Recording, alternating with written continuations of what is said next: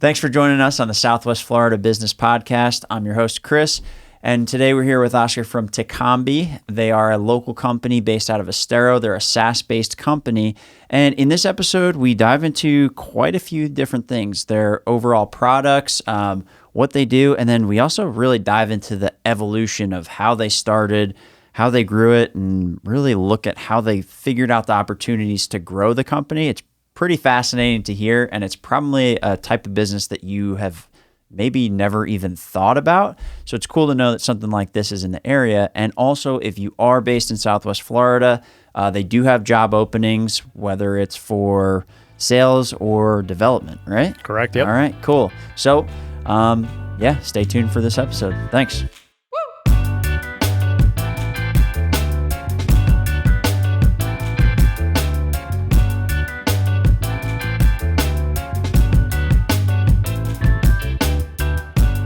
All right, Oscar, thanks for joining me, man. I really appreciate it. Thanks for coming in. Thank you for having me. So I wanted to talk to you about a couple things, Tekambi as a company itself, and learn a little bit about what you guys do, who you guys target, things like that. And part of what I want to dive into with you is really to understand how this company came about and what you guys do, and then how it evolved over time. Because this is, for me, as somebody, when we talked yesterday, right, you walked me through the process of what you guys do. Not having known what it was, it makes a lot more sense now that you explained it, but nobody says, hey, I'm going to grow up to do this job or anything like that. So yeah, it's very specific. It is very specific. So if you can you give everybody an overview of what Tekambi is, and then we'll start there and we'll kind of weave our way through that. Yeah, definitely. So Tekambi, we're a software company. Okay. So at the end of the day, we just create solutions, right? Okay. So the solutions that we have right now is there's two different products. We have Originate, which is a lead management and an underwriting engine. And we have our lead selling product, which is Agora. Okay. Right. So, these products, they came to be just because, back in the day, I'd say prior to 2013, right? Rafael, my business partner. Sure. And I used to work for a company out in Los Angeles, right? Okay. That did lead generation. Right, so they did lead generation in multiple verticals: auto finance, auto insurance, education, short-term lending. So we had built a ping tree for them, right? Which a ping tree is a way of selling leads online. Okay. Right? So what happened then is, in order to have a ping tree, you need to have a set of buyers, right? People that are wanting this traffic, right? This form traffic that consumers are applying online for. So then all of a sudden it kind of like meshed together and hey, there's a solution here that's still software specific, but it's an association to being able to sell online. Okay. Now, once you get to that component, you're like, okay, well, these lenders actually need to be able to decision on this information, right? It's not just, hey, grab the data, send it over. So we went one layer deeper on Originate, right? To be able to actually create models within the platform to actually do risk assessment for the lender, right? Okay. Having them put in the models, make a decision on all of that traffic that's coming in. Okay. So basically the way that I kind of understood it from how you were telling me is, you have these companies where people go, they're trying to get a loan for whatever it may be in these different verticals. But where your product comes in is you guys serve as not just the portal that people actually put their information in, but you're also taking the information that they put in, providing that to in this case, the lender. Is that correct? Kind of. So, all right. Yeah, please explain this to me. So real quick. So the way that it's played out now is we sit in the middle, right? So what happens is usually you'll have a web form, right? Okay. Whatever somebody is applying for, whether it's, a loan, right? Whether it's insurance or something like that. So in that scenario, that application is being filled out by an applicant, right? Okay. That data is then transferred into one of our products, right? Whether it's Originate or Agora. And then from there, depending on the product, so we'll use Originate in this example, sure, that'll call out third-party vendors like TransUnion, like Experian, like Clarity, things like that, where we're collecting data on that consumer's application. And then we're making a decision on whether that customer is creditworthy enough to move on to the next step, right? So then the lender would either extend credit or not. Okay, got it. So they're coming through this process, they fill out the information, and it is essentially, in that case, your guys' system that they're putting that information into, correct, even though they think it may be, the front might be on somebody else's website, whatever it might be.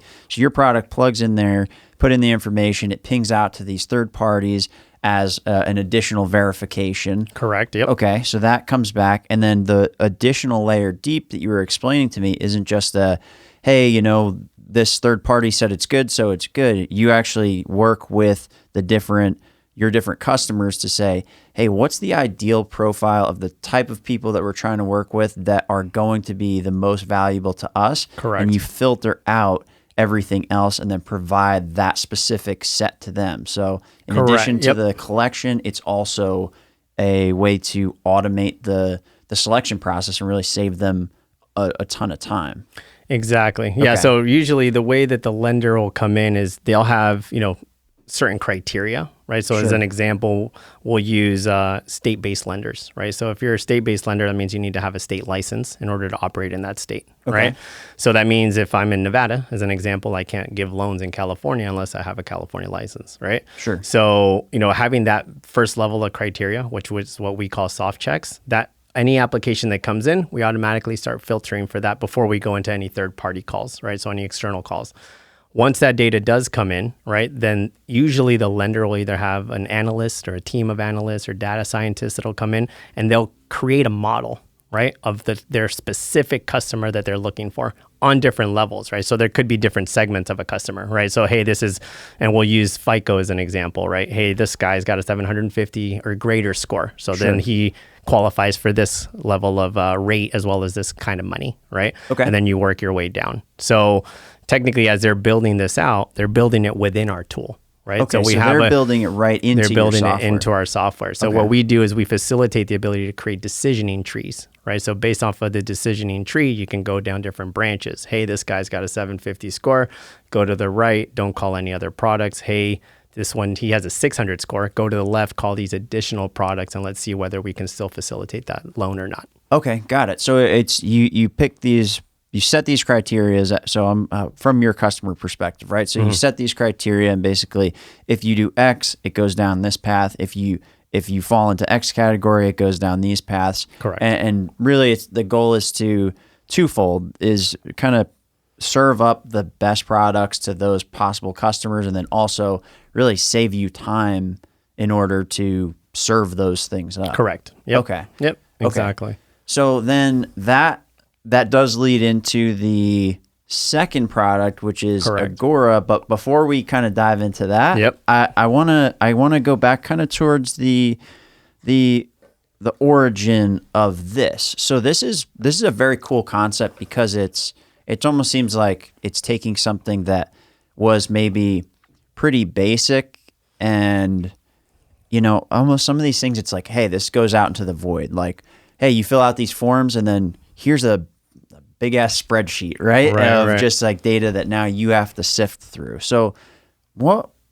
how did you guys kind of see this opportunity? Like what were what kind of like light bulb went off for you guys? You're like, oh, here's how we can do this. And here's where we can deliver value for these. Right. Yeah. Businesses. So I'll give you the origin a little bit. So back in 2013, we had built this product specifically as like intellectual property for us. So we had a different company prior that facilitated. We were like what they call an agency of record, an AOR, for a lender. So the lender came to us saying, "Hey, we need the ability to buy leads online, but we don't know how." Right. Okay. So they came to my business partner, Rafael Ocampo, right? And they said, "Hey, is there any way that you can build us some software?" Because he's got a software engineering background to just be able to consume leads online. Right. I came on board as well. Back in, I think, January of 2014, something like that. Okay. And we were just managing that relationship, saying, hey, since we were familiar with the lead buying side, not the underwriting side, we didn't understand that component yet. That was something they held on their side, right? Sure. They said, well, how do we make things easier for ourselves? Right now, a lead comes in, we have to technically go get a credit report, print it out. We need somebody to fax us over a bank statement to see whether they actually have, income and if they actually have employment. Sure. And so we started researching, right? Hey, what vendors are out there that can create this process, automate this process online, right? So we integrated with our first vendor, which was eBureau, right? It says what they do is just data verification, basic data verification, phone, email, address, things like that, right? Sure. Because again, the lender's buying the lead, but they might not be able to contact the lead. So how do we get rid of the no contacts, right? Email's invalid, phone number's invalid, so we had to use a service. Gotcha. Right? So just pausing there, that's kind of like one of the high-level validations just from the perspective of buying and selling a lead. Correct. Of how do we even get in contact? Just the most basic. Exactly. Okay. Yeah. So, and in those days, you could buy leads, you assume are good. You make a phone call, doesn't pick up, right? Dead number. Someone was doing some fraud or something on the website.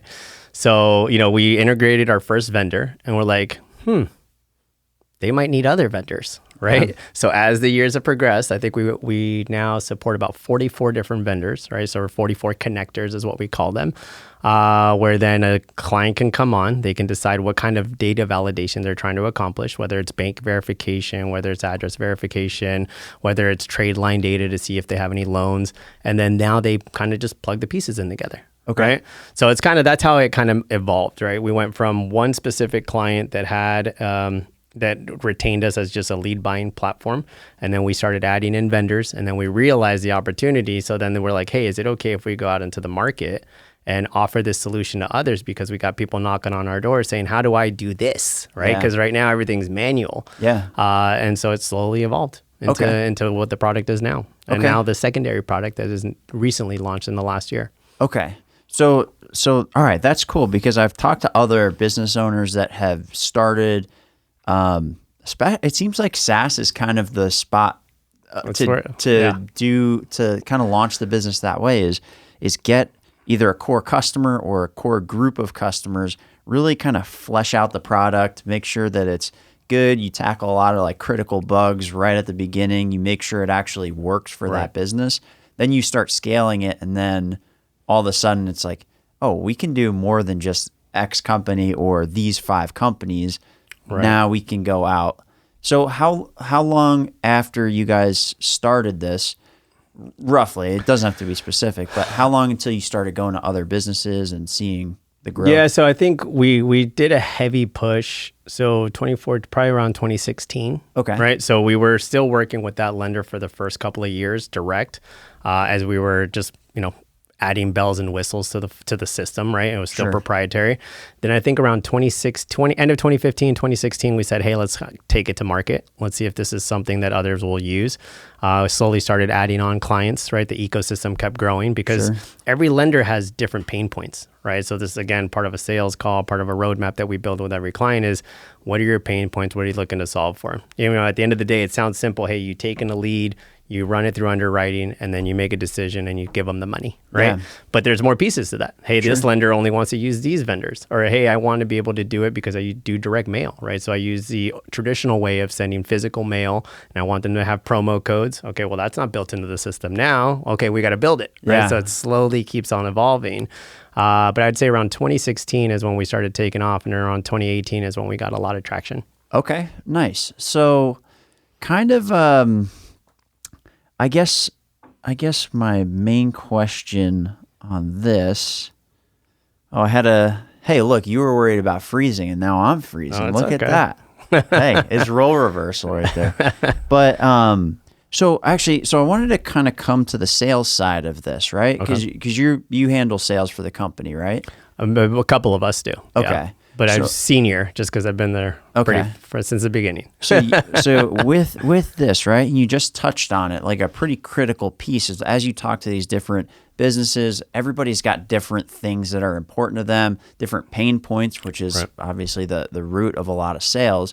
Like, what are some of the primary pain points that you see in the industry that a lot of your customers have that you guys end up solving? Is there a theme around that? That's a good question. So I would say the biggest thing is just the ability of getting online, right? So they don't have a lot of, when a portfolio comes on, let's say a new portfolio that's coming into the space, they're trying to figure out what they need to be online, right? So they might be already doing this in a brick and mortar, like a physical location where they might be lending money, right? But online is a whole nother animal, right? Because you have a lot of traffic sources, you don't know who to work with. So the way to explain it is the way that they come in is, hey, what is the easiest way to get online. Sure. When they come to us, well, we can give you a web property, right? That's already integrated into our system, right? That's already connected to all of these other vendors. That's already connected to a loan management system, Sure. right? So you just pick your vendors, you pick your loan management system, and you're ready to go, right? Okay. You could be up and running pretty quickly. So that's really what they're trying to solve for, because if not, they have to build out a whole team. I need a dev team to, create APIs and web services to consume the traffic.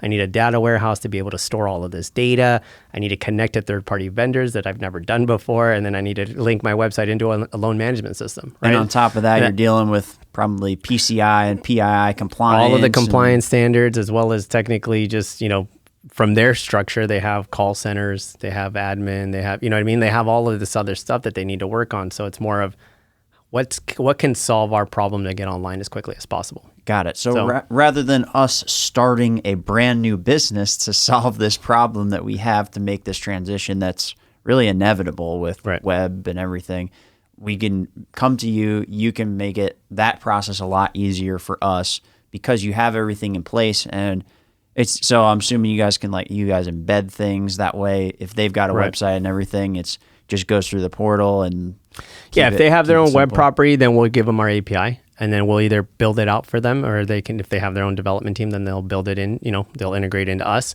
We make it pretty simple. I'd say turnaround time, again, depending on the size of a client, can be anywhere between maybe about a week and a half to about a month. Okay. Granted, some will take longer depending on, back size. and forth and size and so forth. But the goal is just to help them get online as quickly as possible. Nice. So now that solves for new customers. For existing customers that are already in the space, usually these customers are looking to get rid of their development team. They're done building customization, right? They want to focus on the core, right? Which might be like capital deployment and things like that. And then in that scenario, and they also don't want to, when they come to us, they look at us as, well, these guys got 20, 30 plus clients on the platform, right? At least in one of the platforms. They're constantly coming up with solutions, right? Trying to figure out competitive advantages for the overall space. We automatically get that functionality in weekly releases. Yeah. Right? Yeah. Versus, hey, I need to get with my team. Now we need to have an internal roadmap and we got to figure out how we're going to do this. It's more like, just tell us what you're looking to accomplish. If we see that to be something across the board, then we'll build it to make sure that it aligns with the way the ecosystem keeps on evolving. Yeah. Right?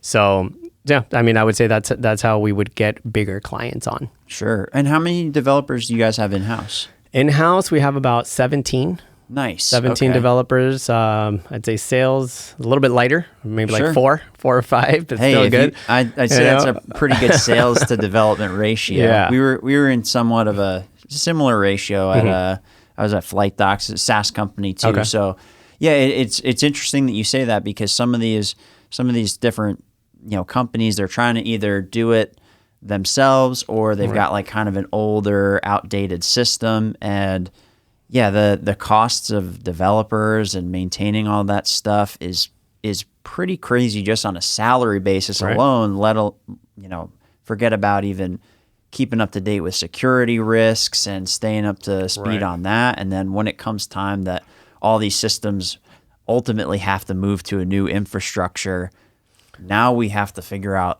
the development migration we do it ourselves. We've had to do it, different frameworks, things like that on a regular basis, not a regular basis, but every couple of years, right? Sure. We want to make sure that the system is optimized, right? Speed, everything, security is important to us, compliance. So at the end of the day, we just want to make sure that, this is our service, right? We offer software as a service. So at the end of the day, we need to be on top of it. Where then in their scenario, it's just something else that they have to deal with. It's just another tool that they have in-house. Yeah. And those migrations, like I was talking to a couple of the guys that we did a heavy migration at Flight Docs maybe 3 years ago-ish. And big back-end migration with, users and user management and all this stuff. And talking to him just really opened my eyes to the scope of a job like that and all the things that can go wrong. This guy, his name's Holden. He's like one of the best people I've ever worked with on this front. And he was explaining to me, like, man, the amount of steps and procedures that we have in place to make sure this goes smoothly is crazy, because this kind of migration is a company destroyer if you do it wrong. And Right. I was like, wow, I did not realize like the gravity of it. And he showed me the list. It's 300-400 individual steps of servers and switching and making sure this and no downtime so for a business to just take that on just as so they can have a web portal, you got to have some deep pockets or a lot of patience. You got to have a lot of patience and you got to have time, right? I mean, Yeah. at the end of the day, to flesh something out to that magnitude, if you're migrating off of one platform to another, like it just takes one small mistake or one accident. I skipped that step by accident or didn't fully complete it, and your whole system is down. Yep. Right? We've seen it happen. We've seen it happen with lenders coming on, not to our platform, but like just migrating from one loan system to the other. Hey, I'm going to grab my 10,000 customers that I have that are currently active. I'm going to migrate them into this scenario, into this new platform. Loans are missing, payment schedules are missing, right? Things like that can happen, right? So, again, obviously it's the execution is the key, right? At the end of the day. So it's, you got to just be on top of it. And our team is very focused in making sure that when we migrate somebody on, we have a full checklist. Yep. Just like you mentioned, hey, you have your onboarding checklist. These are all the things that we signed off on. Once we sign off, we pass it over to the client. They do their sign off, and then we move on to the next step, and we break it out into pieces. Nice. Make it easy for them to make the switch. Yeah, exactly. Nice. All right, cool. So kind of shifting back to the foundation of this company and then the growth of it and seeing it evolve and everything. So you have these leads coming in, you're doing these checks, but then part of it is you filter out who's relevant for this particular company. Right. But that company now has, maybe they're accepting 10% of those leads that came in, but it's kind of like what happens with the other 90%. And I think if I'm not mistaken, that's kind of where Agora comes in, the second product. Correct. Yep. Okay. Yeah. So I'll explain that one a little bit too. So initially we had Originate, and then we had like an Originate Lite, which was just the ability to sell leads online, right? So in the scenario where the lender, right, might be taking in traffic from their web property, and then figuring out that those customers didn't qualify, right? They might not qualify due to certain soft checks, age, location, things of that nature. Then what happens with those leads, right? So there's got to be a way to monetize those leads.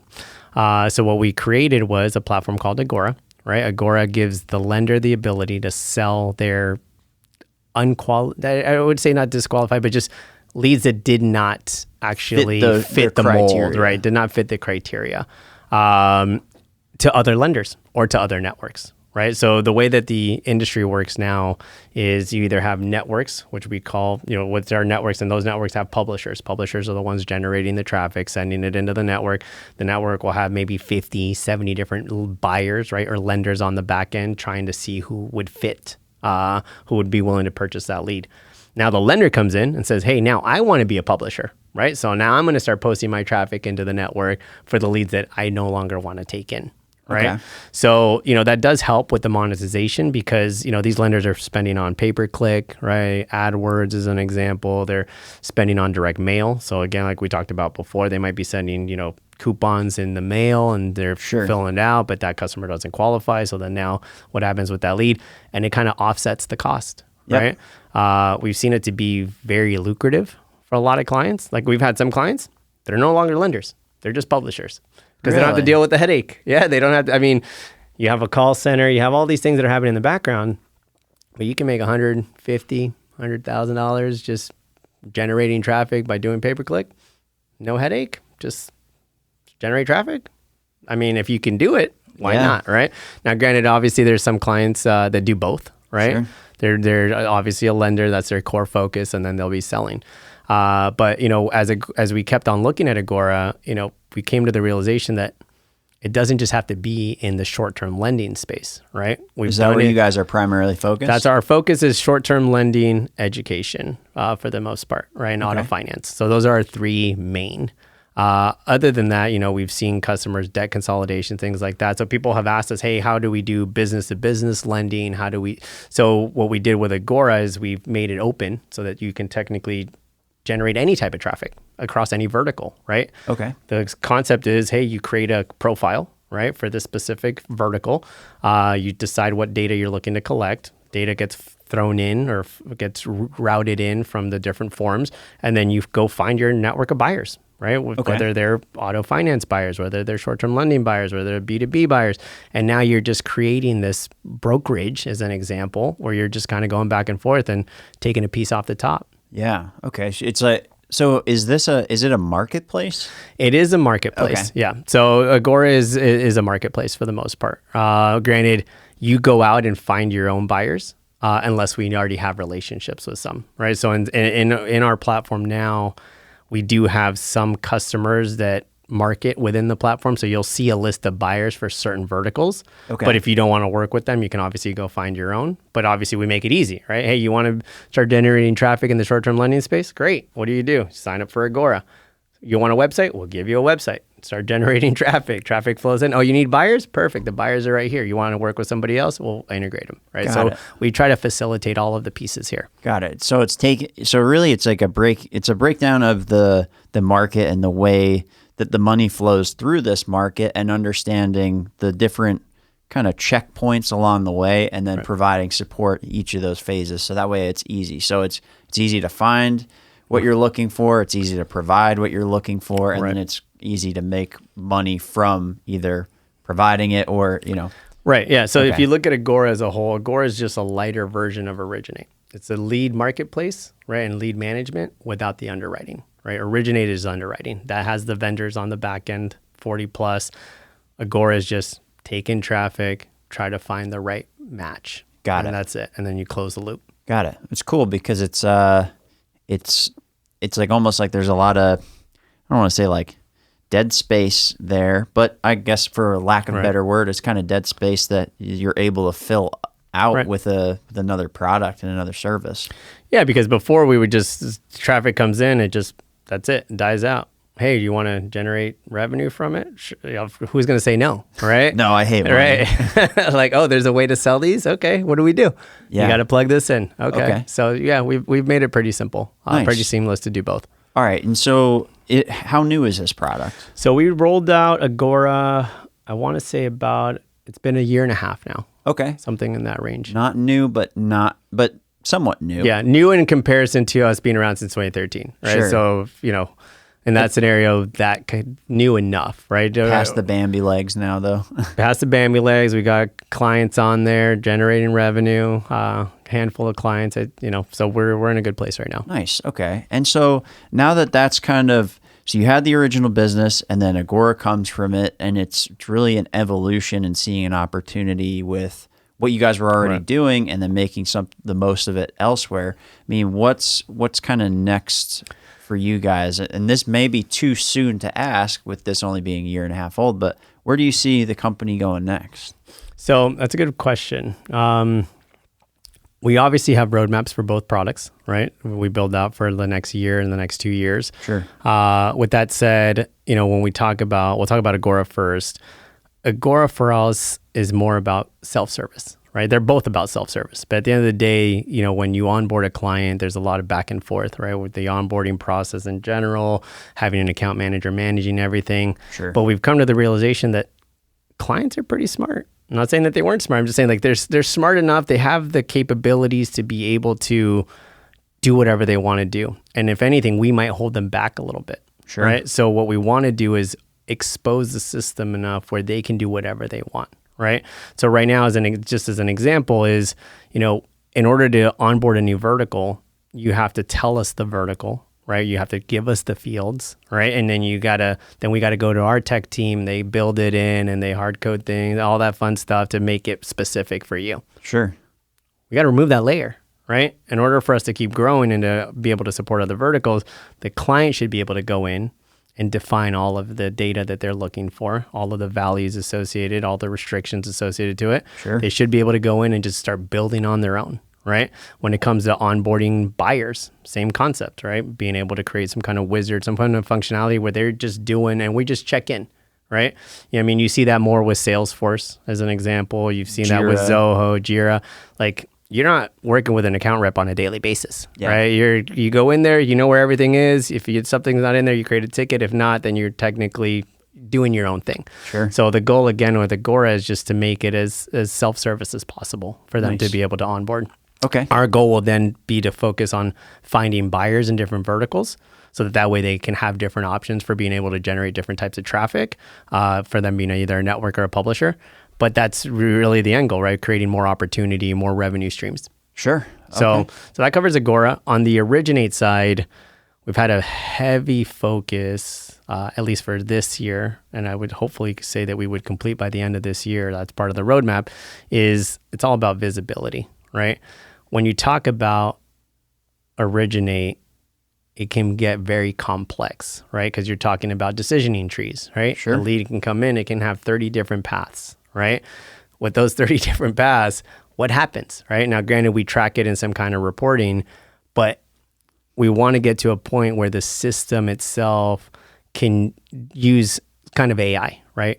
To be able to give recommendations, a recommendation engine that says, hey, based on the traffic sources that we've seen over the last 6 months, this is the top performing traffic. This is how much you're spending. We recommend you either spending X or reducing your spend, right? Being able to create simulations like, hey, if you were to change let's just say your criteria, this is the new expectation on performance. This is the new expectation on growth, right?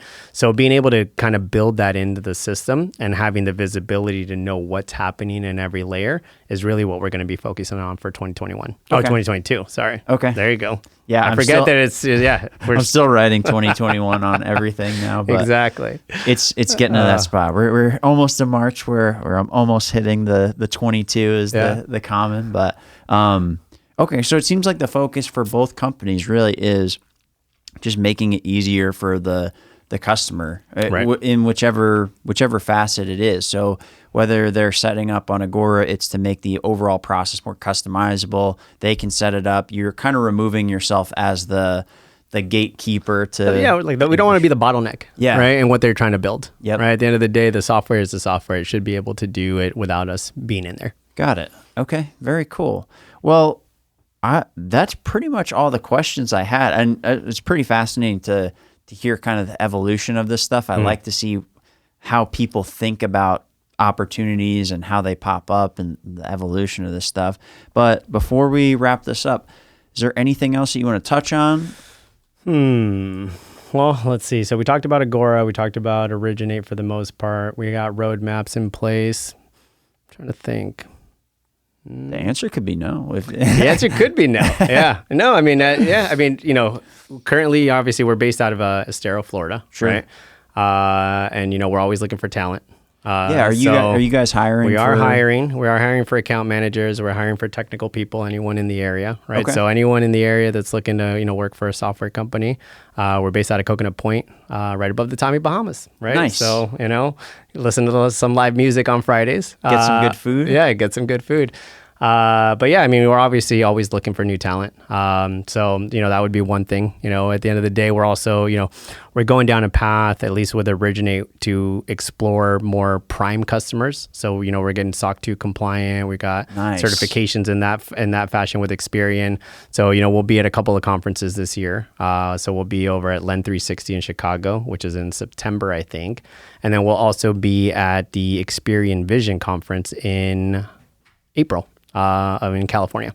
Okay. So, again, depending on anyone that's might be listening that's in the area, they might be going to those shows. I'd love to connect. If not, keep up to date on the website, tekambi.com, or you can go to Tekambi Tech on Instagram and just see what we're up to. Right? Okay. Awesome. Well, hey man, thanks for coming in and doing this. I appreciate it. It's cool to hear about the company's journey, what you guys are doing, and also very cool that you guys are hiring in the local area. So this is going to be going out to a lot of people in the local area. So I guess for anybody listening, if you or anybody you know is looking for a job, especially in a SaaS tech company, get in touch. Visit the website. Is that the best spot that people can find it? That is the best spot. Yeah, just reach out. All right, cool. Appreciate it. Thank you for having me. Yeah, thanks for coming, man. I appreciate it. Thank you.